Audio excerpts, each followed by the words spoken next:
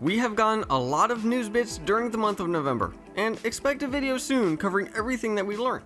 But yesterday we got some new things to add on to that. Game Informer released a 22 tidbits of Mass Effect Andromeda, and we are here to cover it and break down what it could mean.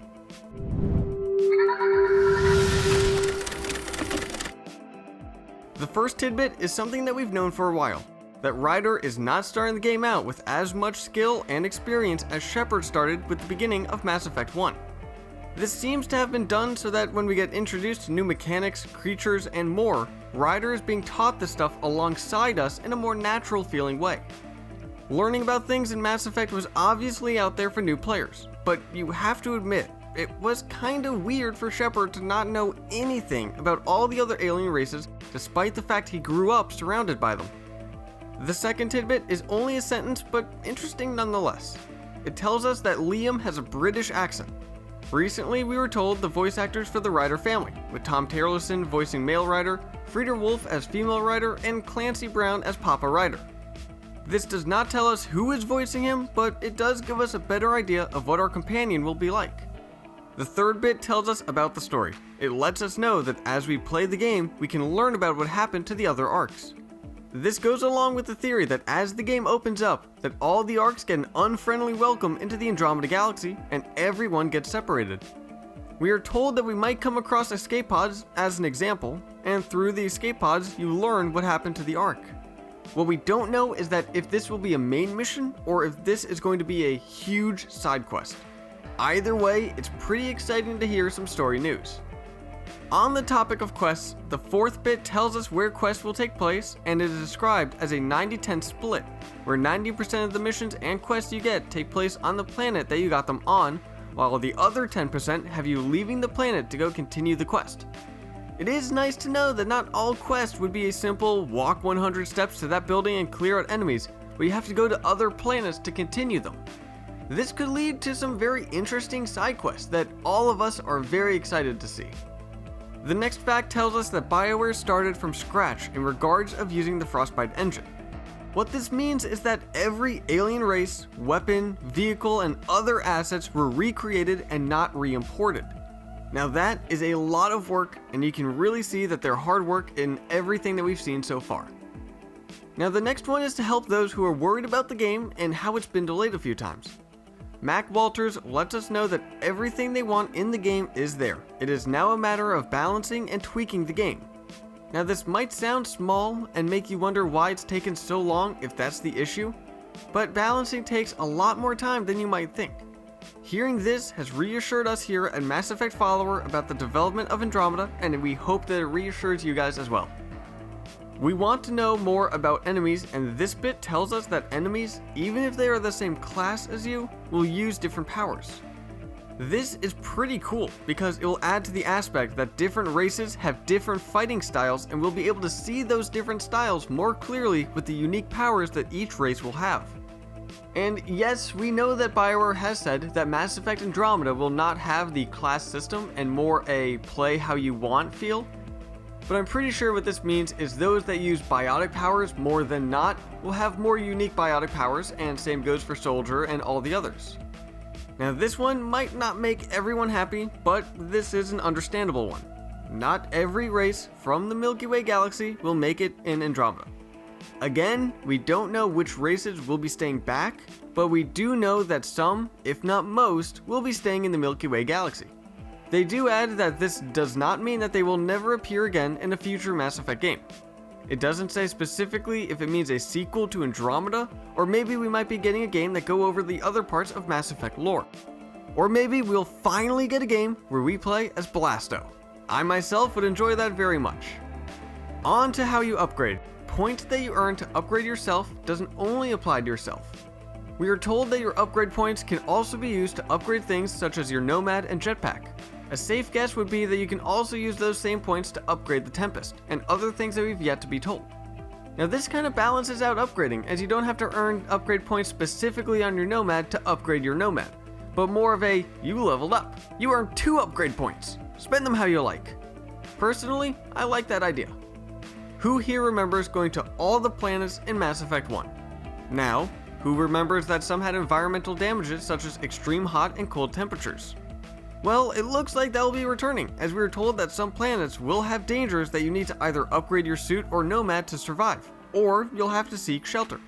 This is a nice touch, as, let's be honest, not every planet is going to be designed like Earth, and from the very first teaser video we got a few years ago, we got a decent look at some possible planets, and some of those seem to have extreme weather. Again, an example of Mass Effect 1 is that there were a lot of planets to go on, and because of this, not many were memorable. It was more the same planet but a different color, with maybe a mountain over here or a flat area over here. Walter said that even though Mass Effect Andromeda is huge in scope, they did scale it back in order to make sure that each planet you go to is memorable and distinct from the others. Which, this is a very understandable concern. What this means is that you'll have to learn about what is unique about each planet and, using what was mentioned before, plan before you go to each planet so you can survive while you're out there exploring and having fun. At least that's our prediction. Switching to a bit of a comedical tidbit, a few people have pointed out that Scott Ryder, the male protagonist, looks like the original Mass Effect project director, Casey Hudson.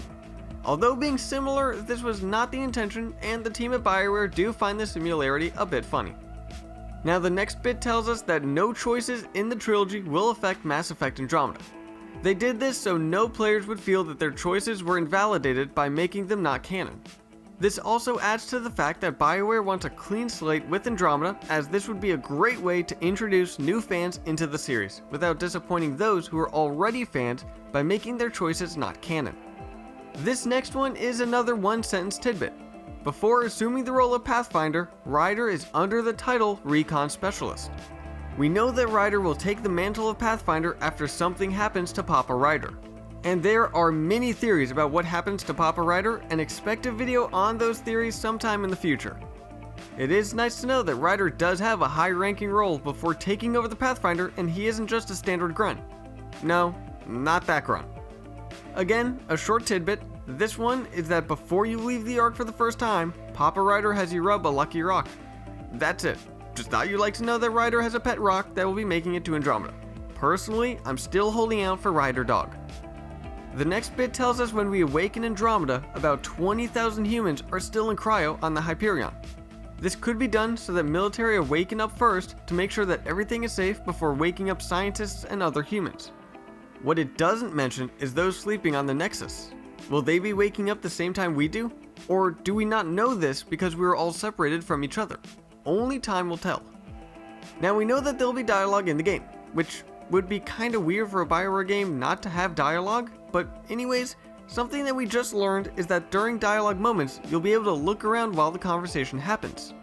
This could add for some interesting things, as maybe you could spot something specific during a conversation and you get a new dialogue option because of what you noticed. We are also told that moments that are cinematic, such as falling from the sky or being chased by something, you will have control during those moments to move around and possibly avoid being hurt.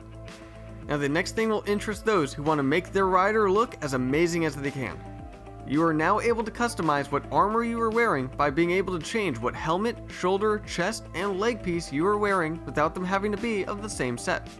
Now this simply could just be aesthetic, or it could add benefits, like one chest piece lets you carry more ammo, while a different one adds more health.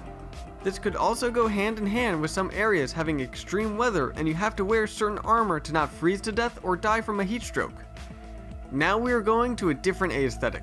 The team wanted to make the game be on par or even better than what the CG trailers were for the trilogy. The team used the trailers as reference points when working on the graphics for Andromeda. That alone can tell you how great the game will be visually, especially for the PC fans who are running it on the highest settings.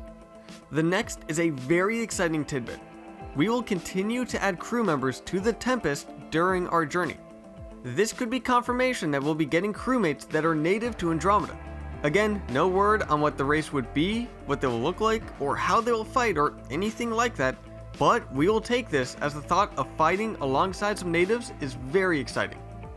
Now we all love humor, and it appears that Mass Effect Andromeda will be bringing some humor to the table. We are told by Fabrice that the tone of the characters during dialogue is a bit lighter than what it was in Mass Effect 3. I'm hoping it will inspire a resurgence in Krogan sex. I've always wondered how they mated.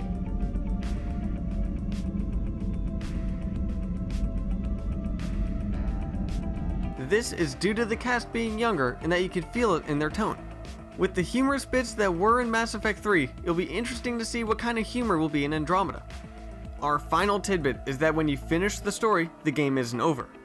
You can continue playing the game and work on side quests that you might have missed or continue exploring planets.